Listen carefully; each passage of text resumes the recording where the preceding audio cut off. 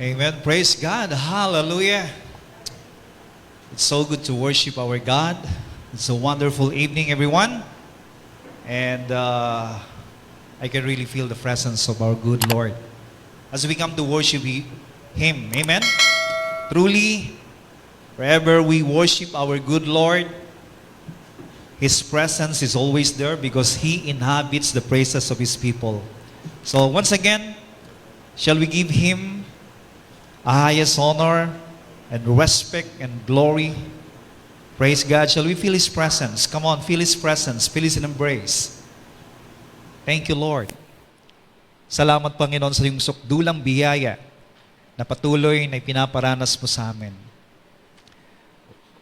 Ipinaranas mo na sa amin at patuloy na ipinaparanas at patuloy pang ipaparanas sa amin, O Diyos.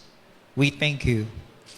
And also we thank you for the presence of the Holy Spirit as I deliver your word tonight, Lord, how to activate our faith that we have. You gave us, Lord, as we come to hear your word again and again. Thank you, Holy Spirit. To you all the honor and glory in Jesus' name. Amen and amen. Praise God. Come on, let's give God a hand of praise. Praise the name of Jesus. Praise the name of the Lord.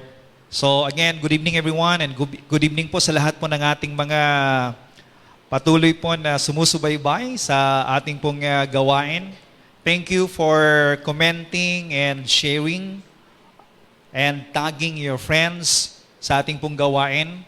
And I do believe that the Lord bless you. Expect for great blessing to come in your life. Expect the embrace of the Holy Spirit as you listen to His Word. And tonight we're going to talk about activating our faith. Because we receive Christ as Lord and Savior, then we have faith in us. And that faith is the faith of our Lord Jesus Christ. Ang sabi po ng Bible, faith comes by hearing and hearing the Word of Christ. In Romans chapter 10 verse 17. Kaya sa patuloy na pakikinig po natin, and we have an open heart receiving the Word of God, then our faith will getting stronger and stronger. So we need to hear it again and again every day of our lives so that we have a strong foundation of our faith.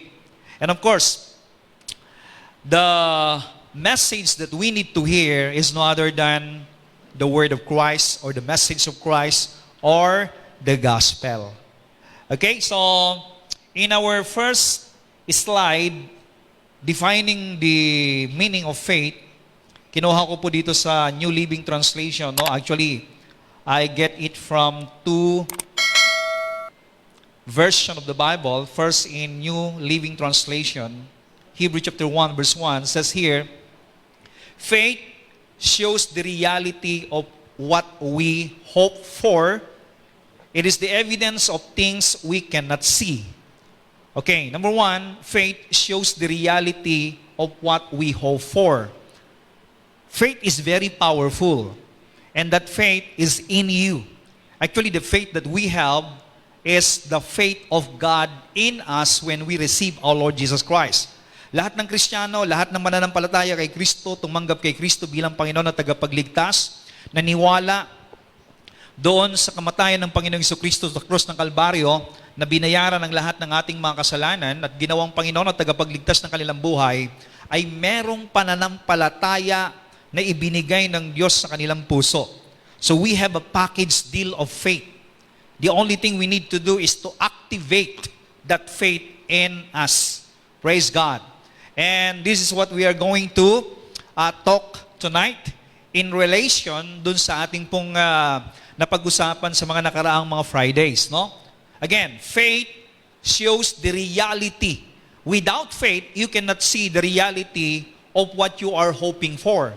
Meron ba kayong inaasahan sa inaharap? Meron ba kayong inaasahan next month? Meron ba kayong inaasahan next year? Meron ba kayong inaasahan the coming years, no? So, what can you see in your future? So, the only eyes that can see the future that you are hoping for is faith. Kaya napakahalaga po ang pananampalataya, if you have faith, nakikita mo na kung anong kinabukasan mo. Especially on the promises of God. Okay? Kaya faith is powerful. You can write it down on the comment box. Faith is powerful. Hallelujah. And you have that faith in you. Again, number 2, faith is the evidence of things we cannot see. Yung mga bagay na hindi natin nakikita ay ang ebidensya na totoo ang lahat ng mga bagay na hindi natin nakikita, especially those promises of God in us, is faith. Okay? So if you have faith, those God's promises in your life, maski hindi pa nakikita ng 5 senses mo, nararamdaman o naririnig o naaamoy, within your 5 senses, your faith, which is your senses in the Spirit, can already see what is in the future. Those promises of God. So that is faith. Amen? And you have faith. I have faith. Amen? Write it down. I have faith. Praise God. In another translation, the Passion Translation is this. Now faith, actually faith is now. Not tomorrow. Not yesterday. Faith is now. Now, your faith is living and active. Faith is in you. Okay? And again, faith comes by hearing and hearing. Nakarinig na kayo ng isang mananampalataya na lumapit sa inyo. Alam mo, nangihinang pananampalataya ako eh. Pwede bang ipag-pray mo ako? Alam niyo, kahit na anong prayer ang gagawin natin sa nanghihina ang pananampalataya, hindi lalakas ang pananampalataya niya without hearing the word of Christ. Without hearing the word of God. Kaya napakahalaga po yung hearing and hearing. You understand? Without hearing, your faith cannot be strengthened. Because when you hear, it activates in the inside of you. It dwells in the inside of you. When you hear God's promises, when you hear God's word, when you hear what God has says, and you open up your heart, it comes into your heart, and that word is living, alive, and it creates faith in the inside of you. Okay? Kaya napakahalaga po na ang pananampalataya ng pakikinig ng salita ng Diyos ay patuloy na pinapakinggan. Huwag po tayong manghinawa. Sometimes our ears or even our body don't want to hear God's word. Pero kinakailangan pilitin natin, kaya kinakailangan, instead of hearing negative news, instead of hearing negative, gossips or whatever, things that destroys your faith, na panghihinaan ka ng loob. Kasi ang daming mga salita ngayon na naririnig natin na manghihina ang kalooban mo. So instead of hearing those negative words, or the word of your kapitbahay, or the word of those on the television that is not beneficial to your faith, or to this sa paglago ng iyong pananampalataya sa Diyos, then you have to shut your ears from those news and open your ears from the Word of God. Amen?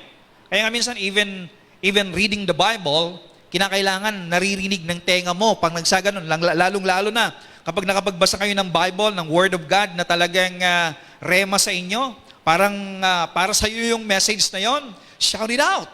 Declare it. This is for me. And let your ears hear it, and then let the Holy Spirit, sink it into your heart upang nang sa ganon, it creates faith. Now, dito po sa TPT, faith brings our hopes into reality. Ano ang nagbibigay ng realidad sa buhay natin? It is faith. So, ang objective ng faith is the promise of God.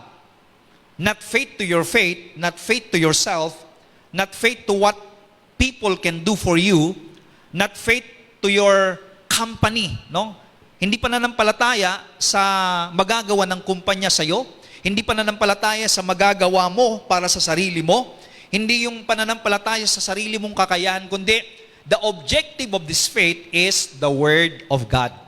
Faith to the Word of God. faith to God.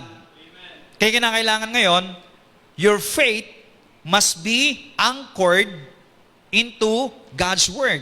That is the foundation. Kaya dito pa lang, makikita mo na yung pananampalatayang ito na siyang spiritual senses natin, the only senses for spiritual things is faith. Pag sinabing senses, yun yung pandama, pandinig, and then even seeing, okay, is faith. Also becomes the foundation needed to acquire the things we long for. So, that is the foundation. It is all the evidence required to prove what is still unseen. Kaya kapag ang isang tao ay may pananampalataya at nakikita niya yung mga pangako ng Diyos, masaya buhay niya. He knows that tomorrow is better than today. Praise God, I like that. Amen? Ulitin natin. Ang taong may pananampalataya ay alam niya na mas maganda ang bukas kaysa sa ngayon. Mas maganda sa isang araw kaysa sa ngayon. Na kapag naka-receive siya ng mga biyaya, pagpapala, naka-receive siya ng mga katuparan ng pangako ng Diyos sa kanyang buhay sa ngayon, he knows that greater things is coming. Greater things is yet to come in his life. At kapag ang taong ito ay nakikita niya that greater things is coming, glory to God, he is excited every day to wake up and expect the miracle and the favor of God to come into his life. Amen? At ang tao po na buhay ang pananampalataya at kita niya ang kinabukasan. He can see what is happening to him in the future because God promised of God's promise in his life. He is full of thanksgiving. Ang taong buhay ang pananampalataya puno ng pasasalamat sa Diyos, I tell you. Why? Hindi pa man niya nakikita sa kanyang physical na mata, hindi pa man niya hahawakan, hindi pa man dumarating yung inaasahan niya na pangako ng Diyos sa kanyang buhay, pero nakikita na niya, ipinagpapasalamat na niya yung bagay na nakikita niya sa pamamagitan ng pananampalataya. Wow. That's why you have to give thanks to God now. You have to give thanks on the promises of God. Kaya kinakailangan punuin natin yung puso natin ng pangako ng Diyos. Amen? Oh, glory. Every time there is a promise of God that you can read in the Bible, you have to write it down. Write it down. You know what? I remember when way back around,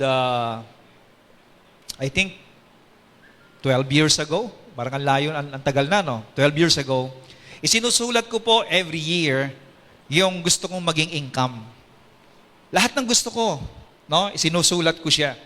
At lahat ng gusto kong magkaroon ako, sinusulat ko.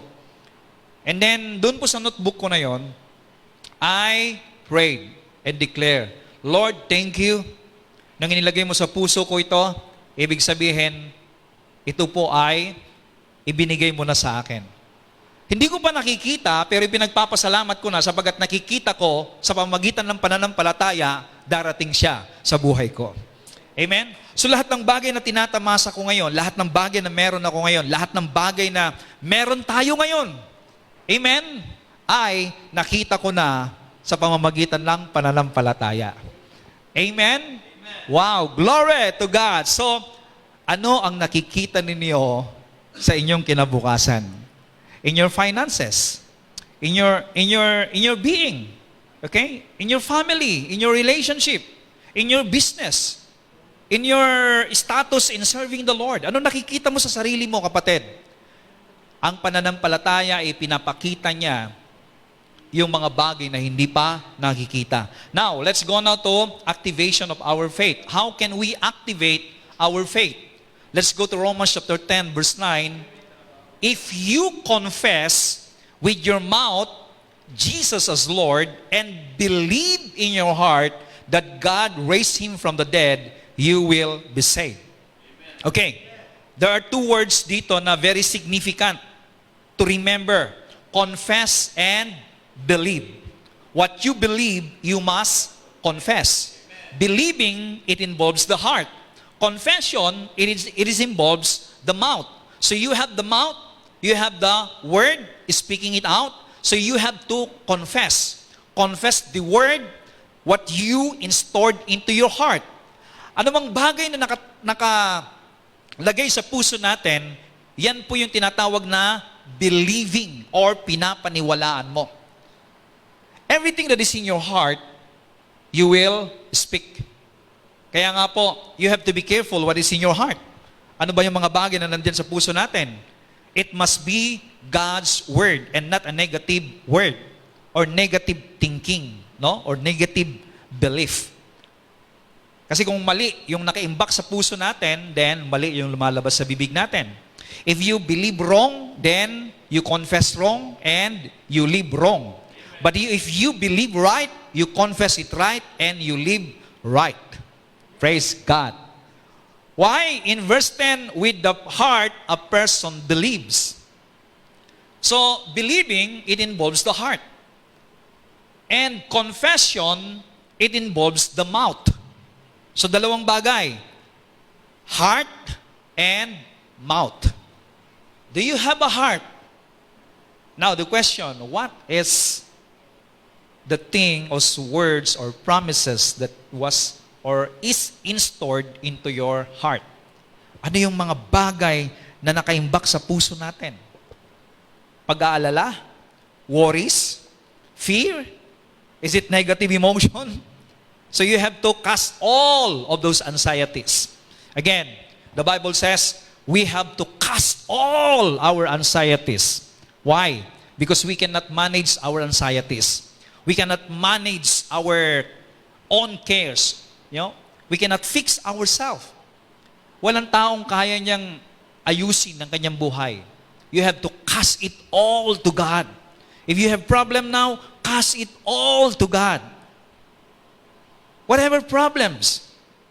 Dahil gusto ni Lord na siya ang mag-aayos ng buhay mo. Gusto ni Lord na siya ang magbibigay ng kaayusan sa buhay natin. A lot of people encouraging themselves and a lot of encourager or motivational speaker that they are encouraging people that they can do it, you can do it. Sabi naman ng iba, I can do it. And they try to do it with all of their strength, with all of their might. Maybe nag-i-improve sila because they're doing it in their own. But at the end, nag-fail sila. Hindi pala nila kaya. You know what? Marami nang namatay ng kumanta na, I did it my way. So don't ever try to do it your way. Amen? Dapat ang kanta natin is, He did it my way. Amen? Siya ang gumawa ng daan para sa akin. Siya ang gumawa para sa akin. Okay? Huwag kayong kakanta ng I did it my way. Nako, marami nang nilagay sa kabaong na kumanta nun. So, again, ano yung mga bagay na naka-install sa puso natin? Kung wala pa po kayo na-install sa puso natin, so you have to begin it now. Okay? Magbasa po tayo ng Bible, read it again, take time. Actually, just give even 10 minutes reading Bible, and then maybe next week you can do it 15 minutes. No? Or sabihin na natin, kung hindi po kayo makapagbasa ng 1 chapter a day, you can start reading 1 verse a day. Diba? Start small. And then pray. And then mamaya, 2 verses na yan. And then, madadagdagan na naman yan hanggang sa maging habits mo na ang pagbabasa ng Bible. Okay? Alam niyo, ang dami na nating kalaban ngayon. There's a lot of, gadget stealing our time. Marami pong dinadahilan ng iba, wala po kaming time, pastor, grabe talaga kasi busy talaga. Totoo, busy.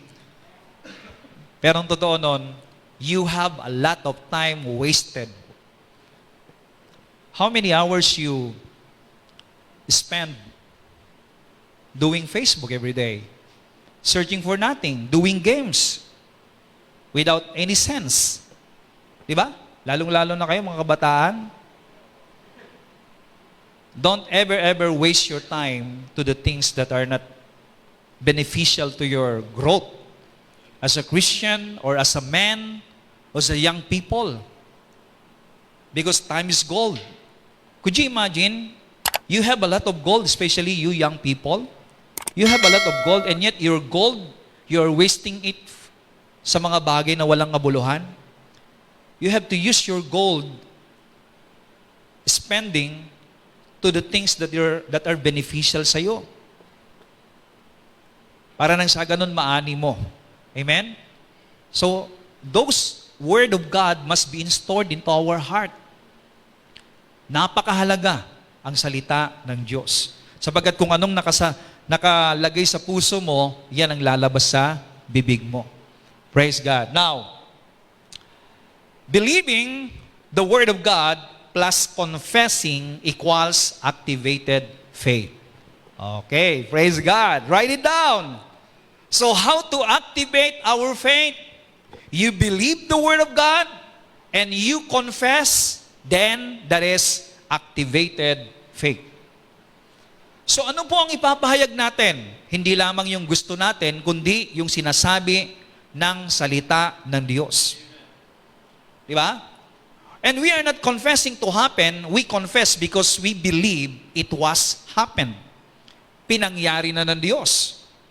Like for example, ano ba mga dapat nating i-confess? The Bible says, by stripe of Jesus, by His wounds, I am healed.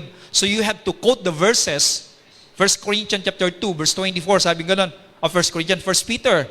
Now, by His wounds, by stripes, I am healed.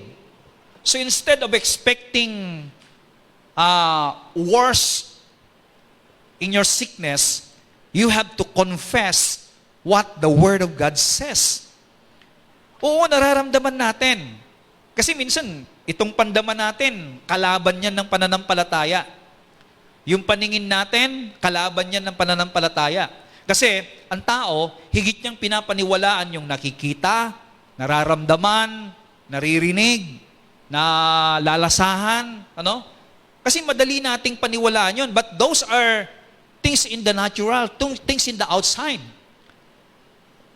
Beloved, the Bible says, we live by faith and not by sight.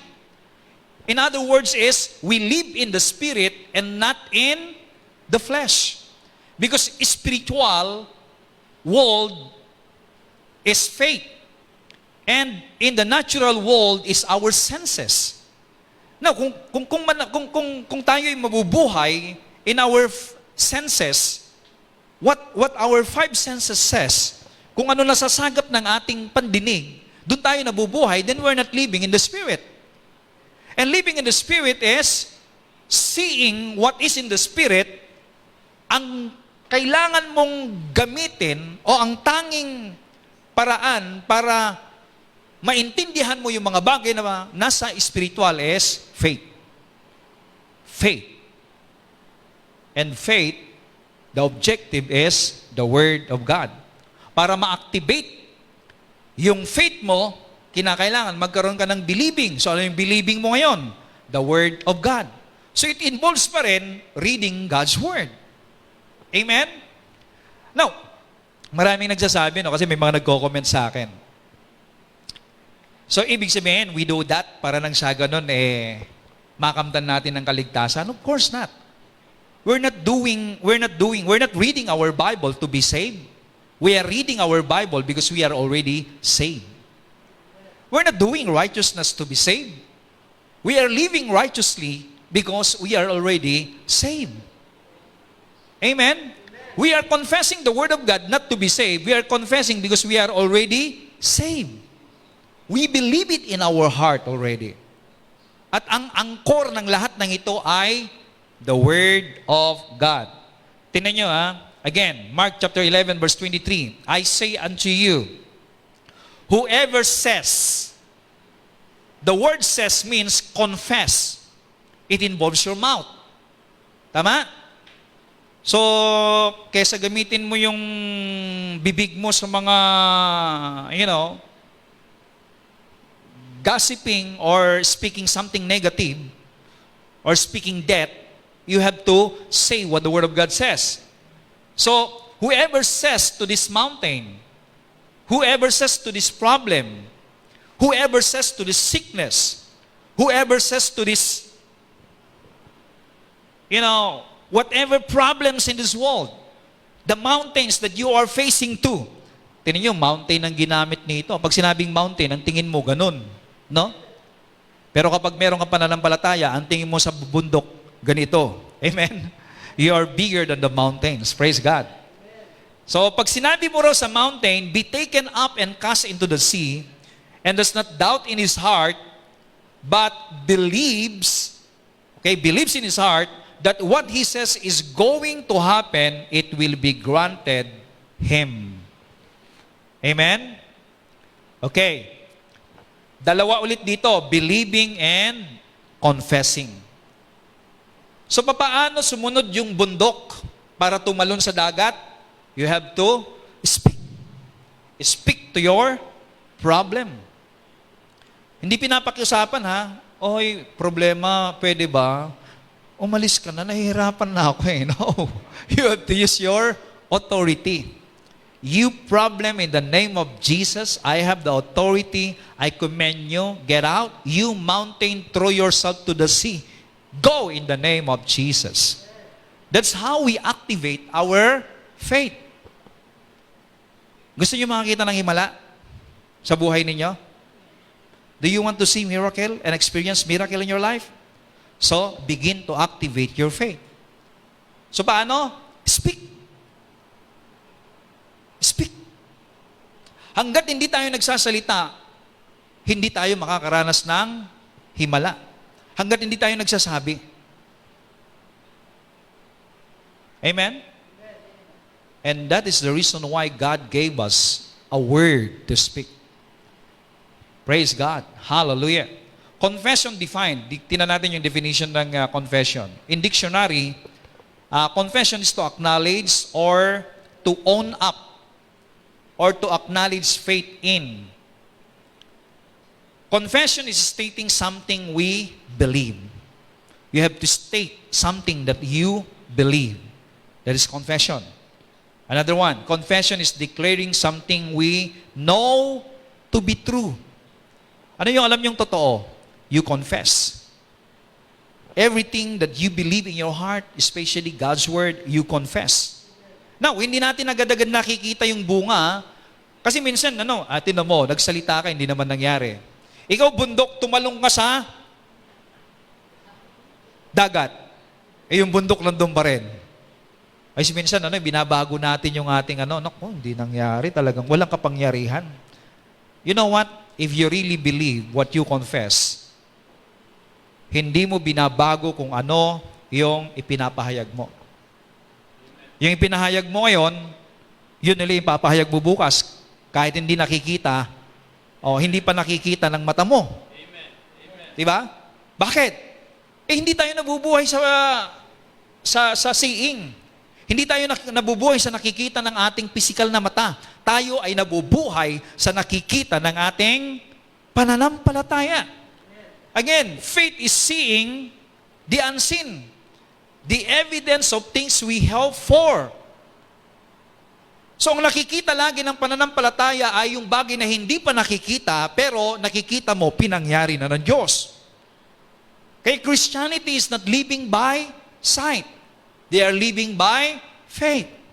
Kapag sinabi nila maganda ka, at sinasabi ng salamin, hindi ka maganda, alam mo, ikaw na salamin. Hindi ako nabubuhay sa nakikita ko. Nabubuhay ako sa pananampalataya ko. Amen? So you have to believe. Confess it every day. Amen? Oh, I tell you. And you're not confessing it to happen. You confess because you believe it was happened, and because your confession is not changing, you're confessing the Word of God, you're confessing what is true, you're confessing what you believe that is stored into your heart, then glory to God, you can see and experience the manifestation of God's power in your life. Praise the Lord. Amen? Yan. Kino-confess natin, magkaroon tayo ng iba't ibang anggulo ng camera dito. Amen? Meron pa side, meron pa ganon, tapos meron pa harap para makita kung sino yung nakataas ng paa. Amen? Habang nakikinig. So, ibig sabihin, I am confessing and believing, okay? Hindi ko pa nakikita in my physical eyes, but I am believing in my heart because in my faith, nakikita ko na yung bagay na pinapahayag ko sapagkat I believe it is true in my heart because God wants excellent in my life and in this ministry. Amen? Ayan. Ipinapahayag natin, magkaroon tayo ng mga bagong mga aircon dito para nang sa ganun, naka-jacket tayo. Amen? Hindi na ako magpupunas-punas dito. Amen? So, what we confess is we will reap. We can see the power of this confession. And the last one is proclaiming. Confession is proclaiming a truth with accepted wholeheartedly. So kung ano ba yung matinanggap natin wholeheartedly? We are confessing. So what are we to confess? Ano yung mga dapat na ipagsabi natin bilang mga Kristyano? These are basic, no? Pero sa mga hindi pa po nakakaintindi ng katotohanan ito, you have to confess it. Number 1, kay Kristo, ako ay bago ng nilalang. In Christ, I am a new creation. Confess it. Write it down. In Christ, I am a new creation. Could you imagine? You are a brand new person. In Christ, you have no record of wrong. In Christ, you are born of God. You are a brand new person. Kaya nga po, ang isang tao na kay Kristo, isang bagong nilalang. A brand new one. A brand new person. So, if you are in Christ, don't ever think of your past anymore. You are not identified of what you did in the past, of your wrong in the past, ano man yung mga bagay na nakaraan mo, at pagtingin sa iyo ng mundo, that's not who you are.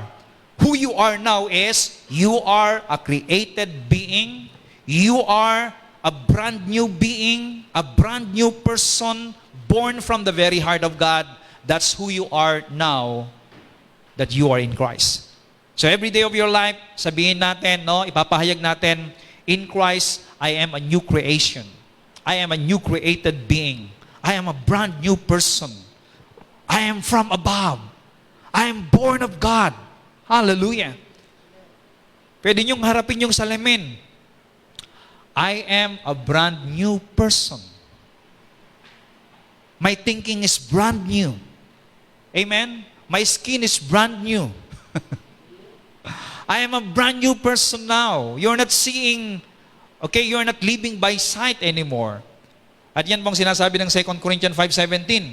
Ang sino mang nakipag-isa kay Kristo ay isa ng bagong nilalang. Wala nang dating pagkatao. Siya ay bago na. Alam po ninyo, ito po yung hindi maintindihan ng ibang mga religion. Because religion are trying to believe what they see. Kung ikaw ay brand new person, dapat bago na buhay mo. Tingnan mo, wala namang nagbago sa buhay mo. Hanggang ngayon, mahirap ka pa rin.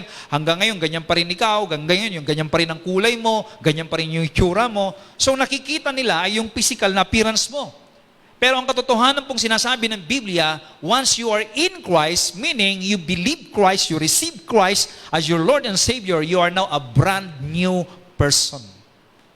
And because you are brand new, you are pleasing, okay, in the sight of God. You are now God's beloved.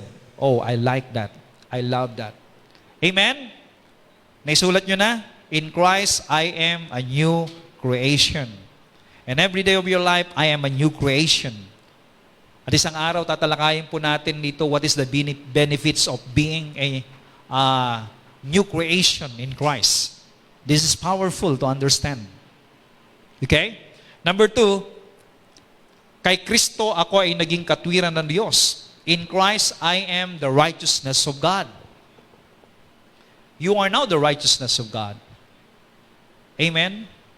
In your spirit, you are the righteousness of God. You are the finished product of God. Hallelujah. And if you believe on this, alam nyo, bakit natin ipinapahayag yung mga bagay-bagay na sinasabi ng Bible?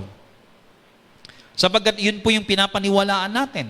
At anumang bagay na pinapahayag natin, mangyayari sa atin. Amen? If you believe in your heart that you are a new created being and you confess it every day, then you are transformed from glory to glory.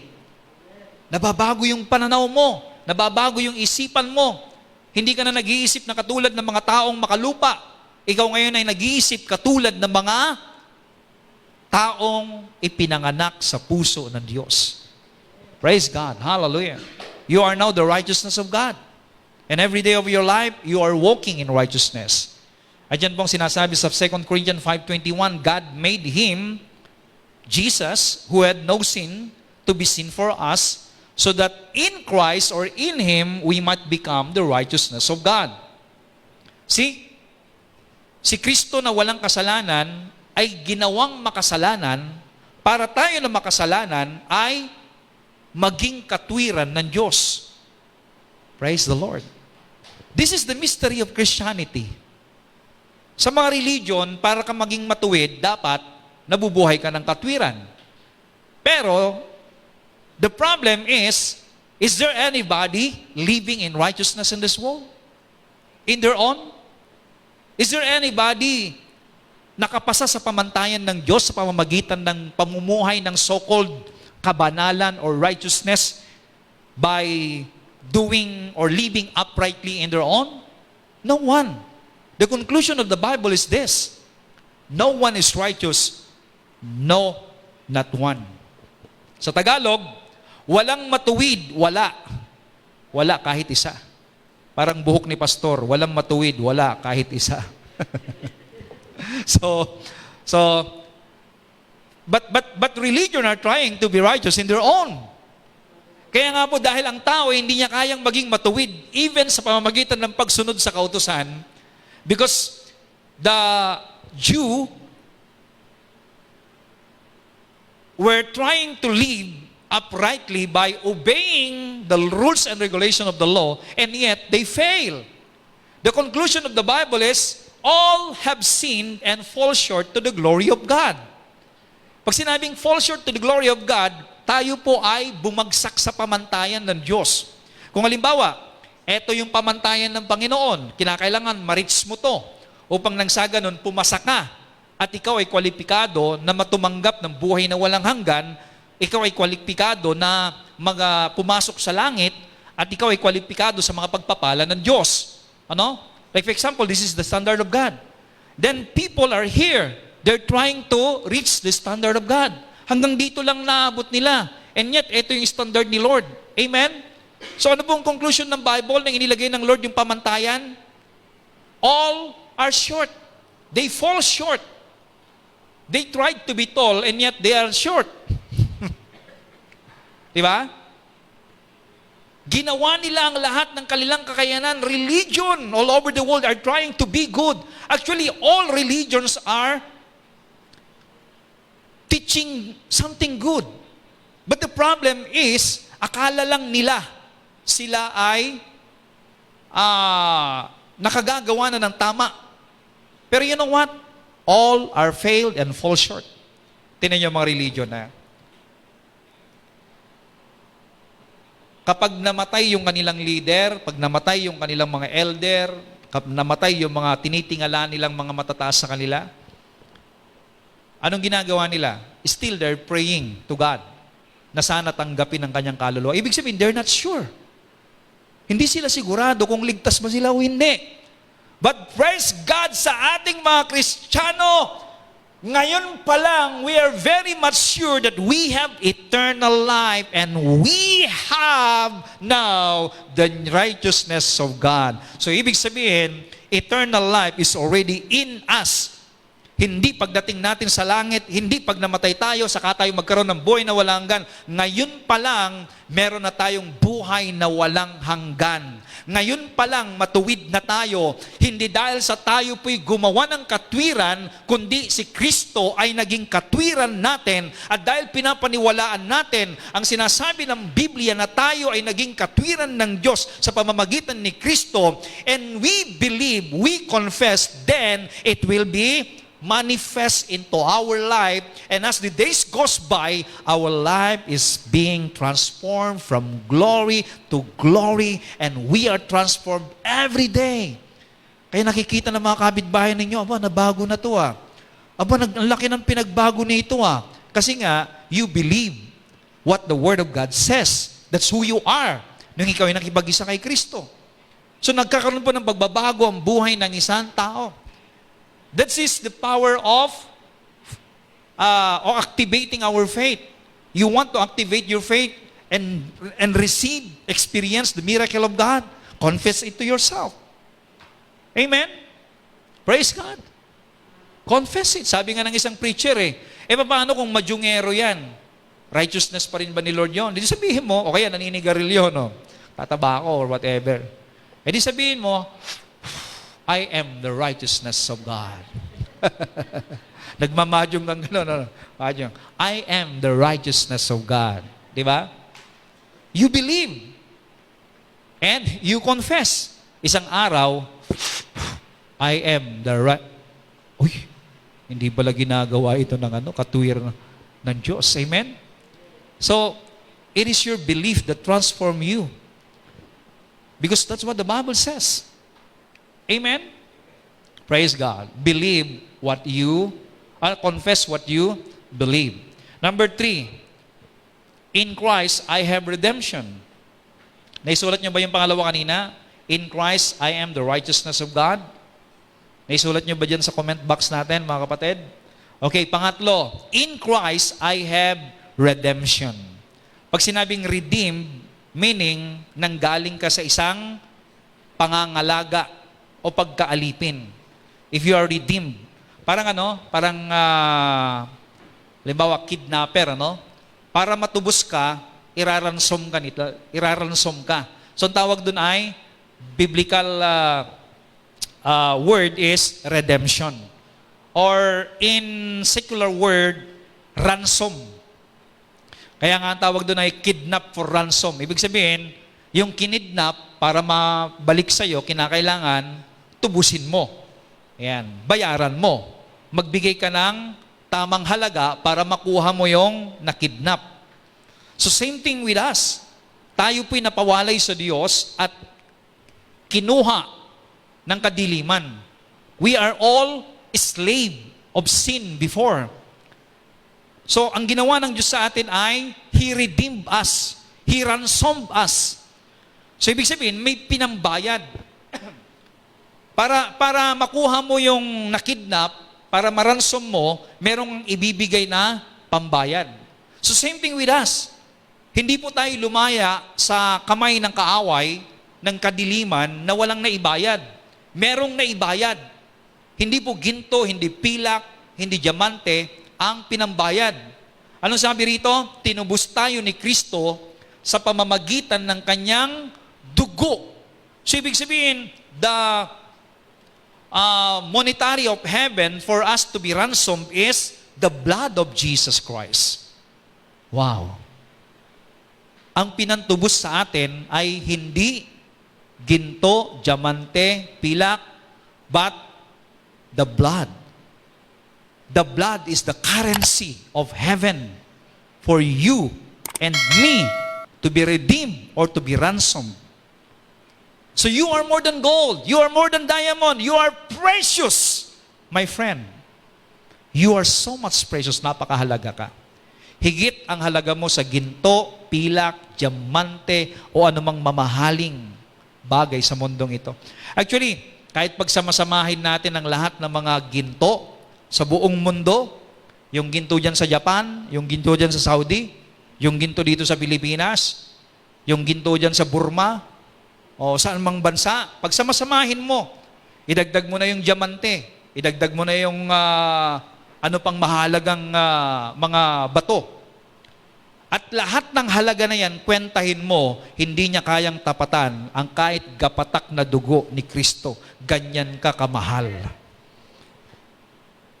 So you are more than gold, you are more than diamond, you are more than everything. You are precious in the sight of God.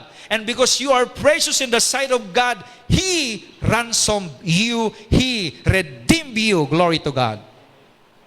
Tutubusin mo ba yung bagay na walang halaga? Kayo, tutubusin nyo ba yung isang bagay na walang halaga? Hindi, di ba? Pero kung alam nyo na napakahalaga ito, kahit magkano ibayad mo, tutubusin mo. So ganyan ang ginawa ng Diyos sa atin.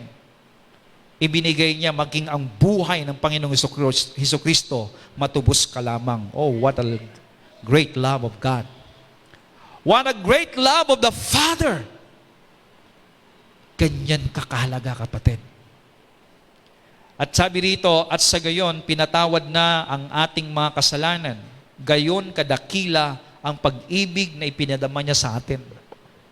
Actually, this ransom or this redemption that God did for us is the great demonstration of God's love for us. At yan ang gusto ng Lord sa ating mga Kristiyano, ang maalala natin araw-araw ang dakilang pag-ibig ng Diyos sa atin. At ipagpasalamat sa Kanya every day of our lives, every time, every moment, yung pag-ibig na yan. Kaya huwag kayong magsawa na, ba't laging mo naririnig kay Pastor Walter? Tungkol dyan sa redemption, tungkol dyan sa pag-ibig ng Diyos. Because yan ang gusto ni Lord na marinig mo araw-araw. Because God wants to really demonstrate His love for you. God wants to really ma-experience mo, malaman mo, mag-sink in sa puso mo, yung love ni Lord. Actually, yung mga taong nagmamahal sa Panginoon, every time na marinig nila yung the Lord loves you, tumatalo ng puso nila sa pasasalamat sa Diyos. And you know what? Ang taong laging nagpapasalamat sa pag-ibig ng Diyos, sa ginawa ng Diyos sa kanya, yun po yung taong very close sa heart ni God. So if you want to be close in God's heart, hindi ibig sabihin na malayo ang Diyos, ha? It's in you. Meaning is your mind, your heart, into your spirit, if you really want to experience, okay, closeness with God, then let your lips be filled with thanksgiving of His love for you.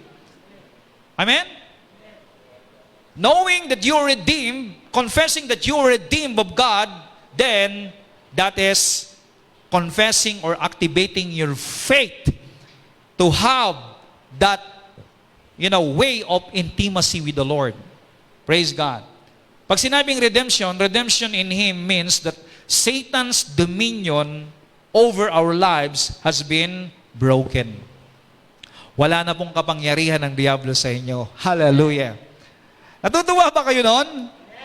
So ibig sabihin, the devil has no more hold on you. Hindi na niya maida-drive ang buhay mo para sa kasamaan. You are protected. Hindi ka na niya pag-aari. Na-redeem ka na. Wala ka na sa kanyang poder. Wala ka na sa kanya. Wala ka na sa kanyang management. He is no longer your manager. He is no longer your master. Your master now, your Lord now, is our Lord Jesus Christ. Amen? Praise God. Hallelujah. You are free. So redemption from what? Saan po tayo na-redeem? Redeem from the curse of the law. So yun po yung unang-una na dapat maintindihan. Wow! If you are redeemed from the curse of the law, meaning there's no more curses. No more curses. Ang sabi rito, Galatians 3:13, ang sumpa ng kautusan ay tinubos tayo ni Kristo. Paano tayo tinubos? Naging sumpa siya sa ganang atin. Sabagat nasusulat, sinusumpa ang bawat binibitay sa punong kahoy. Okay, Christ was cursed for you to be redeemed. Me to be redeemed. Christ was cursed for you and me to be blessed. Wow! What a beautiful word. Jesus was cursed for me to be blessed. Jesus was cursed for me to have right standing before the Lord. Grabe, no? Antindi na pagmamahal nito ng Lord sa atin. And because we are already redeemed from the curse, ibig sabihin, wala nang sumpa na darating sa iyo. Kaya wag niyong tatanggapin yung alam mo, karma ka. There's no word karma for the Christian. Pag sinabing karma, minsan, another word for karma is curse, sumpa. Ayan, sumpa sa'yo yan. Kasi nga, ganyan ang pag-uugali mo. Alam mo ninyo, when you are in Christ, there's no more curse coming into you. At kapag nakarinig kayo ng sumpa, huwag niyong tatanggapin yon. Kasi kapag tinanggap mo sa puso mo yon, nako, manginginig ka. No? No curse. You're redeemed from that. Galatians chapter 3, verse 13. The curse or the punishment for breaking God's law is threefold. So, ibig sabihin, itong tatlong dito po tayo tinubos ng Panginoon. Ano yung threefold na yon? Poverty, sickness, and second death. Kaya nga po, once you are a Christian, you are redeemed from poverty. You are now wealthy in the Lord. Do you believe that? Pastor, wala pa rin laman ng bulsa ko eh. Wala pa rin laman ng bank account ko nga, nagsarado nga eh. Don't live by sight. Live by faith. Sabihin, confess mo. Amen? Sabi mo sa bank account mo, magkarayan ka ng mga anak ka, marami pang bank account ang darating sa akin. Amen? You have to confess what you believe. Now, hindi ka nagpapahayag for the sake lang na magkaroon, kundi nagpapahayag ka because you believe in your heart. Kasi maraming mga tao nagsasabi sa bunganga nila, pero sa puso nila, hindi naniniwala. Do not expect to happen what you confess, and yet you don't believe in your heart. Ang sabi po ng Bible is, believe first in your heart. Pag sinabing believing, it was sink into your heart. And then, you believe. Kasi maraming nagsasabi ng isang bagay na wala sa puso nila. Naranasan nyo na yon, yung merong nag-I love you sa'yo pero wala sa puso? Hindi mo ramdam?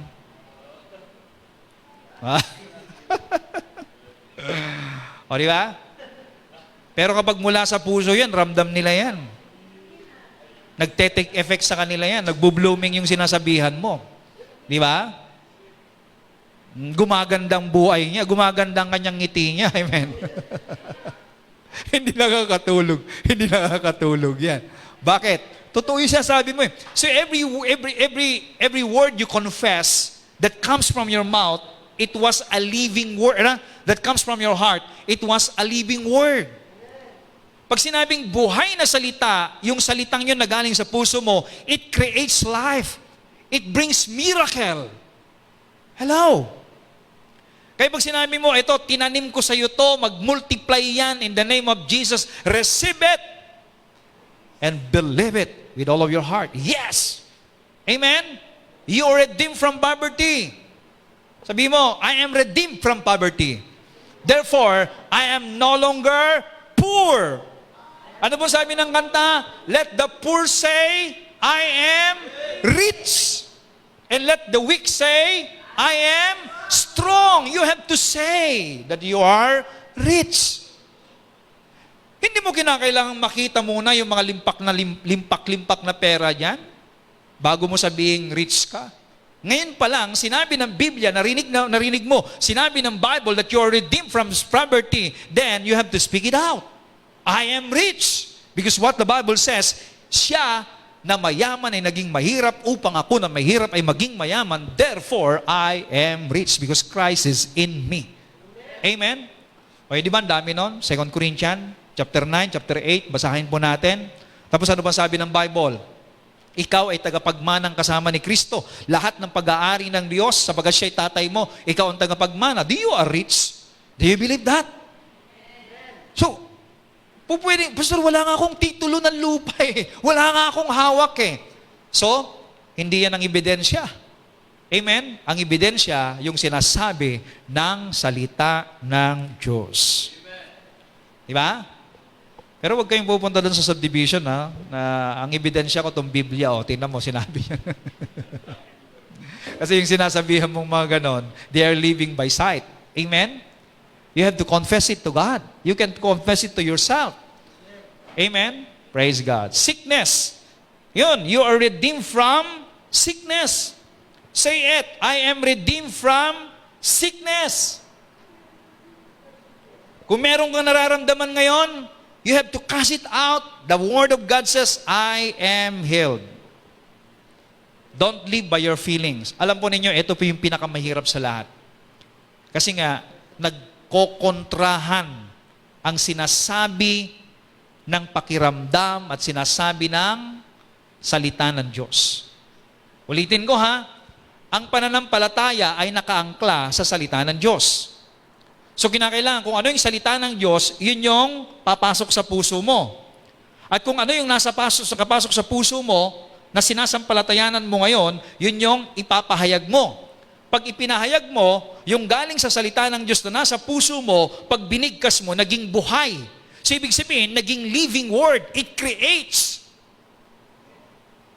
Yan po, kaya po nagkaroon ng creation. God created everything from nothing when He speak a word. So same thing with us. God has given us the power, my friend. Hallelujah. So you are redeemed from sickness. We are redeemed from sickness, from poverty. So you are healed. Ano sabi ng Bible? In the book of Psalms, God sent His word and healed all their diseases. Who's that word? Jesus is the word. God sent Jesus and healed all their diseases. God healed your depression. God healed your sickness. God healed your negative emotion.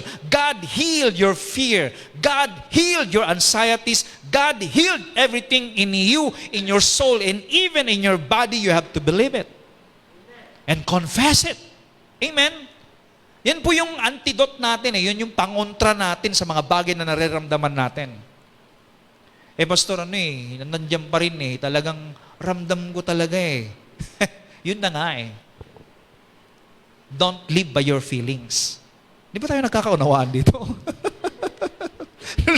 Don't live by your feelings. Live by what the Word of God says. Amen. Eto second death. Yung pong kapangalawang kamatayan. We are redeemed from that. Kaya ngayon pa lang, praise God, we will not experience second death. What is second death? That is hell. So there are a group of Christians now that they don't believe in second death or hell. But you know what? Those who don't believe in hell, they will really, surely believe when they get there. Okay. Jesus has redeemed us from the poverty or from the curse of poverty. We can read that in Deuteronomy 28. There's poverty, but God, Jesus Christ, redeemed us from that. Amen? Write it down again. I am redeemed from the curse of poverty. Therefore, I am rich. Alam mo ninyo, ipinapahayag ko po yan buong buhay ko. Mula po nang ako yung naging Kristiyano. There are times na I have the money in my pocket, pero hindi po yung kawalan ng pera sa bulsa ko, sa pitaka ko, sa bank account ko, ang siyang nagpapahayag kung ano ang status ko sa buhay. Dahil ako'y Kristiyano, nakaangkla yung status ko, yung definition ko, yung pagkakilala ko sa sarili ko, kung anong sinasabi ng Biblia.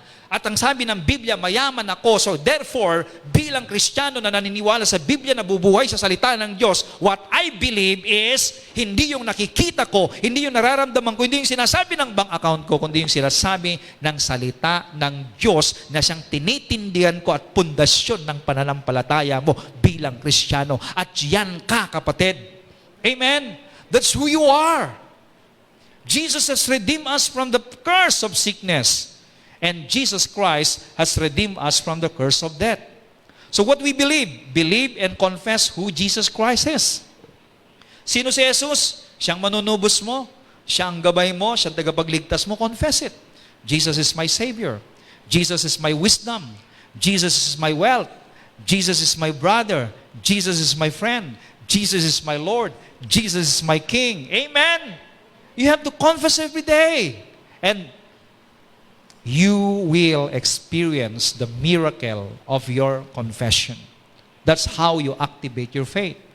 Believe and confess you are a new creation. Amen. Believe and confess you are God's righteousness. Believe and confess you are redeemed by the precious blood of Jesus Christ. Ibig sabihin, ako'y mahalaga. Ako ay tinubos ng Diyos, mahal niya ako, ako'y mahalaga sa Kanya. Amen? So that is the first part of our activate our faith. So ngayong gabi, simulan po natin na mabuhay kung paano po natin i-activate. To activate means to make it alive. To make it, to put it into action. All our faith. And you have faith. You already have that in your heart. Activate it. Don't confess what you see. Confess what God says. Don't define your situation by confessing.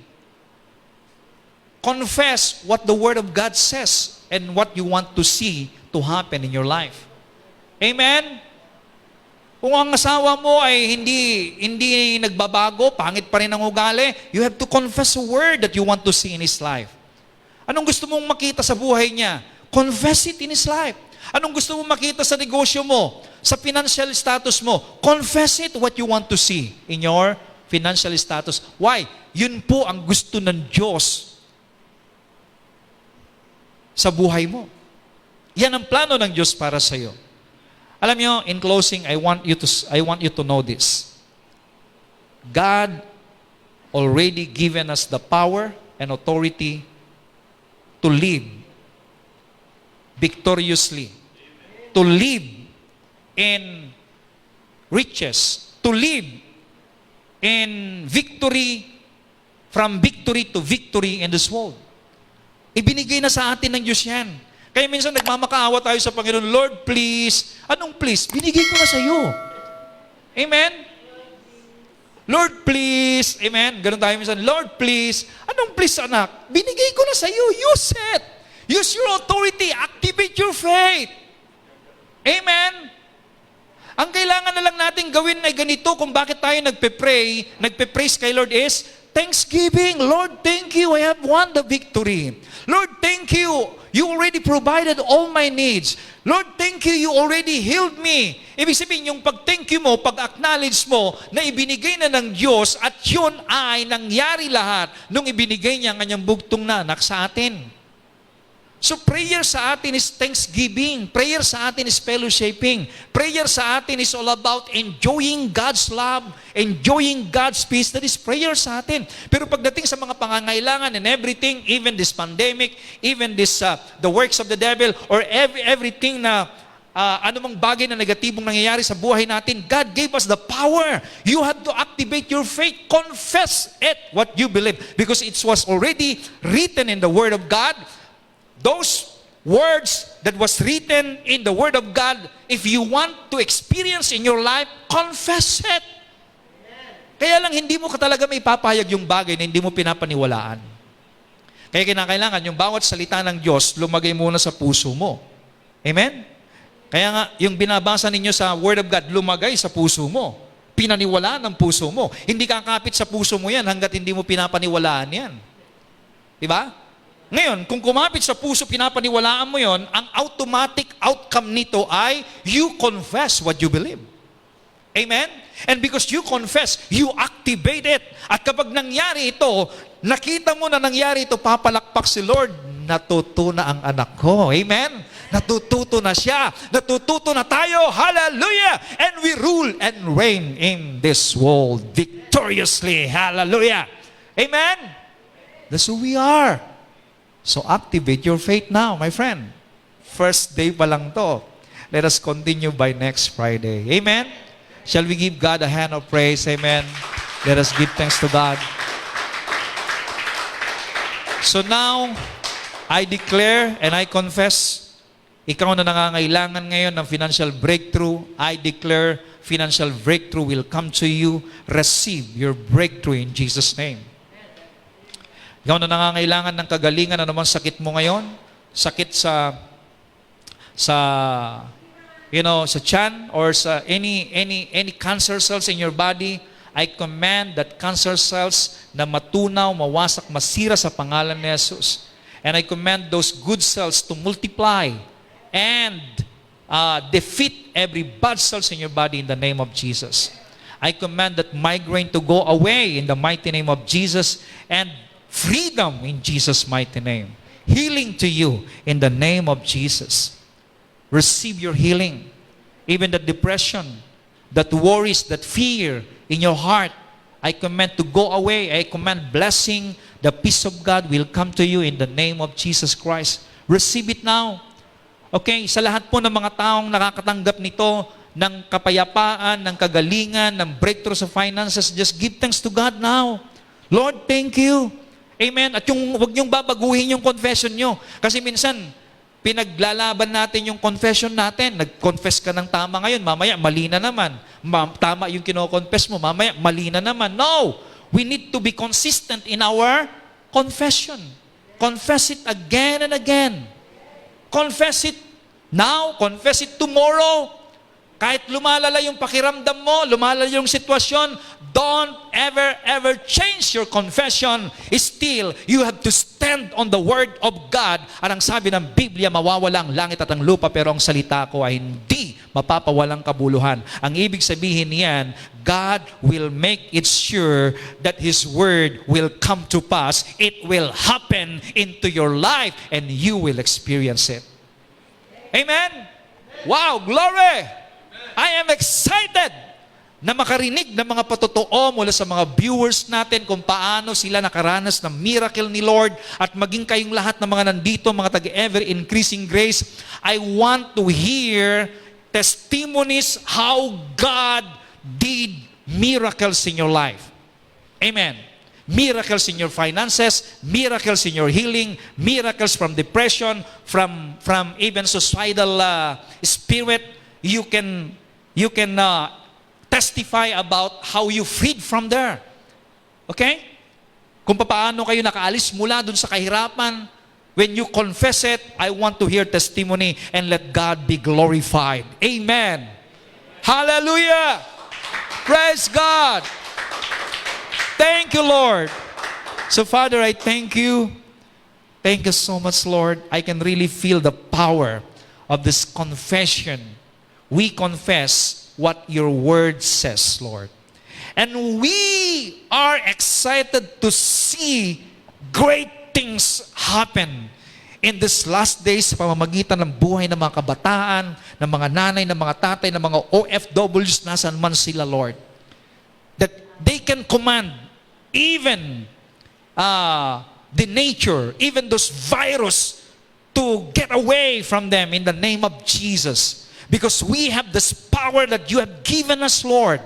You have said in your word that when we say to this mountain and believe in our heart, it will surely come to pass, or it happened unto us. So God, we believe. And this end time, makikita namin, Panginoon, ang kapangyarihan ng iyong salita na inilagay mo sa aming puso. Thank you, Father! Thank you, Lord. Even those ordinary people, you will going to use them, oh God. Maging yung mga may edad na, Lord, you can use them.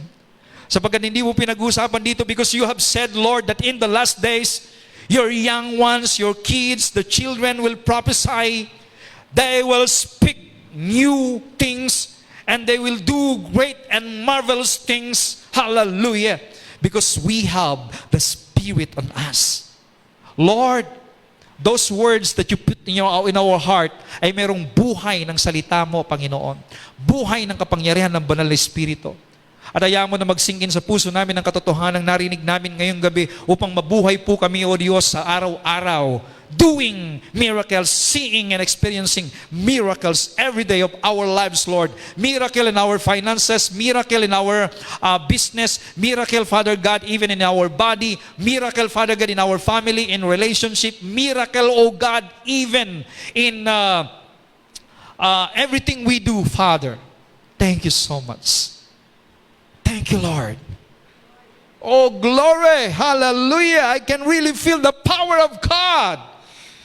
Jesus Christ. Praise the name of the Lord. Hallelujah. Praise God. Thank you, Lord. I can see people being healed right now. I can see people being delivered right now from demonic oppression in the name of Jesus. They are now receiving the peace of God. Oh, glory! Glory!